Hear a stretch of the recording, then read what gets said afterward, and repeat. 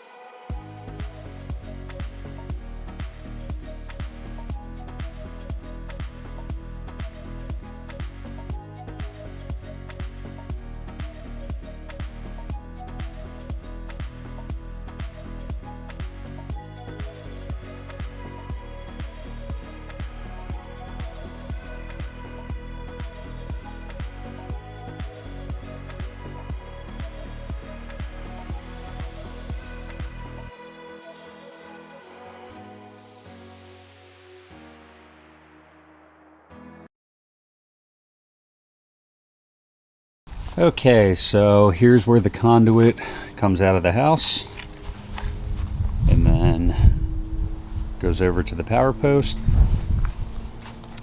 Have the 3/4 inch expansion coupling. You always want to mount the barrel. This is the barrel, the thicker part, up top so water can't get in there. This top strap you want very secure, and then the strap below that you want to leave it a little bit loose so it does have some play and it can move up and down. But I ran Romex inside, and then here's where it transfers over to the THWN. But yep, so expansion coupling. As far as the trench goes, I had to dig it about 15 inches deep, so it would be 12 inches to the top of the conduit. I used GFCI breakers for both lines, the general purpose receptacle and the twist lock. If I didn't use GFCI, like if I just made the receptacle out here GFCI and the breaker was a regular one, this would have had to be 18 inches to the top of the conduit. So I chose to put in two GFCI breakers, 20 amp, and then obviously just a regular receptacle out here. But yep, so it leaves the house, comes over, the first line comes up and through, goes through the post, through the timer, down to the general purpose.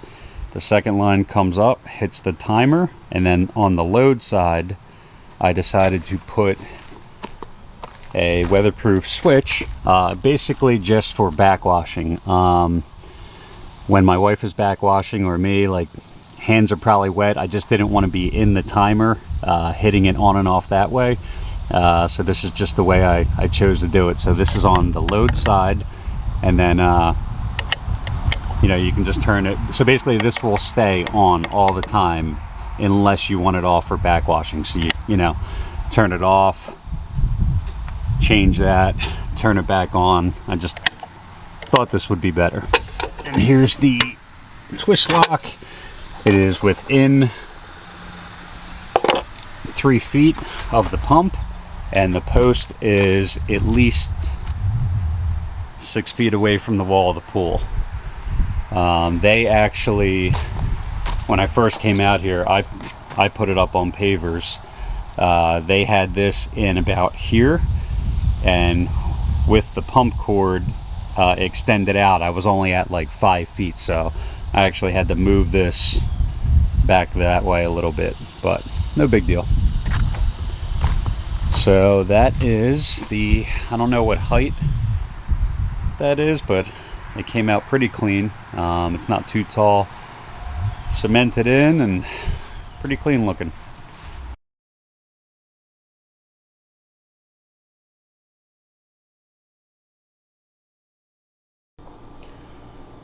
Here's what I used for bonding the 4 posts. When the pool installer showed up, I asked him for 4 posts before he started putting everything together, so I could drill through and, you know, use a bolt and nut. I know some people use self-tappers, and that is definitely not allowed. So there's the lug. Not sure if you can see the part number or not. And then everything stainless steel. The bolt, lock washer, and nut. Made a very tight connection and worked out pretty good. All right, here is the bonding for the 27-foot above ground pool. I started at the pump. Here's my trench. So it starts at the pump, goes this way, up, and then over that way. The trench is 18 to 24 inches from the wall of the pool, and it is 4 to 6 inches deep. So basically you have to start at the pump, hit 4 posts, make sure you get your water bond in, and then end up back at the pump.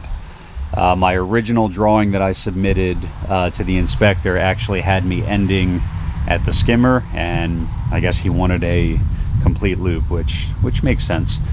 So starts there, goes up, goes this way.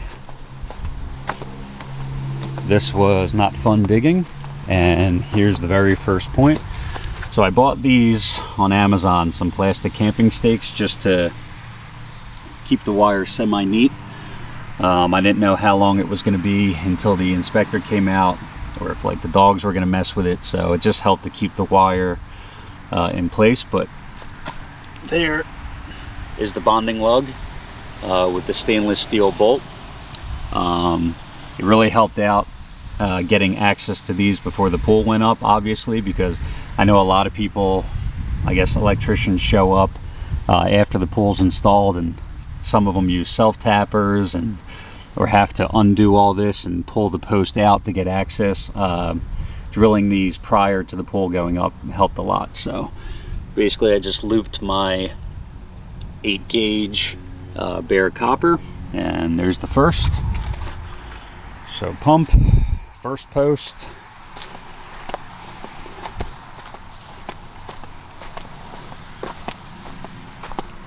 coming around, second post,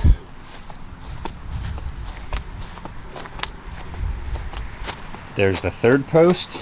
Now this deck is getting redone, and then it's getting extended that way. So this next section, I asked the guy building the deck, I said, where do your support beams end up? And he basically said, you know, right here. So I moved the wire in as close as I could, pretty much went right at 18 inches, and told him that he'll have some play to move it around if he has to. But that should be interesting, because I think his support posts are going to be, you know, right there. Coming around, there's the fourth, and then it comes over. Try not to fall here. And then the reason I put it through PVC conduit, this was butted up against the metal railing, and I just didn't want the two metals interacting with one another. It's pretty rigid, the 8-gauge, so that can kind of just float there. I might change it up in the future, but so it just comes up, you know, comes in from the fourth post right there, comes up, hits the water bond, and then back down, and then it comes back here, and then ends at the pump. So that's pretty much it.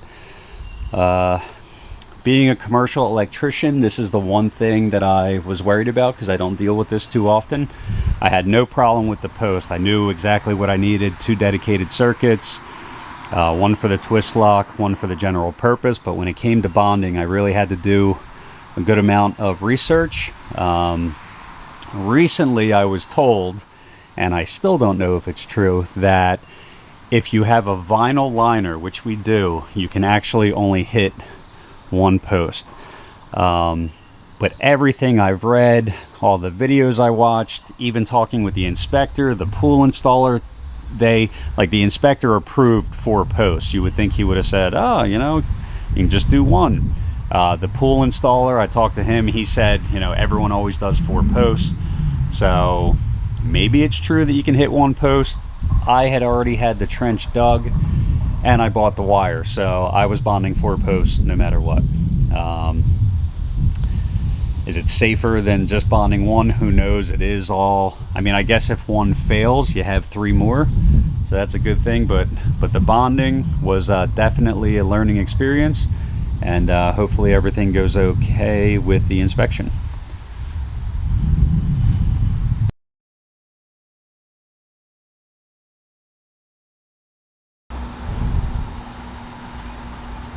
All right, so the inspector came out and pretty much said I passed. He said everything looked great. We checked everything inside first. That was good. We came outside, and he said, there are 2 minor things I need you to fix.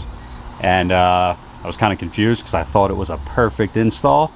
And I guess being a commercial electrician, usually when I install a receptacle outside, it is normally 9 times out of 10 it's a GFCI.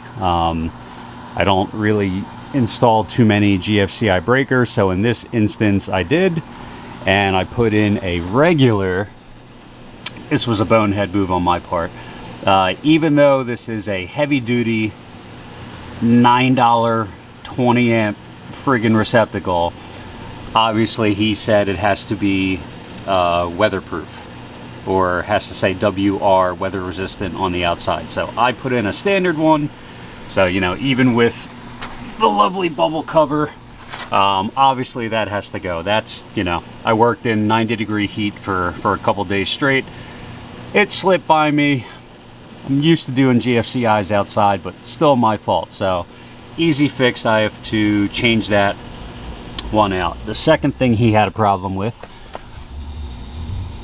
the back of the pump, he said that lug is only rated for one wire. So I started here, went all the way around the pool, and ended here. I asked, can I just change the lug? He said no.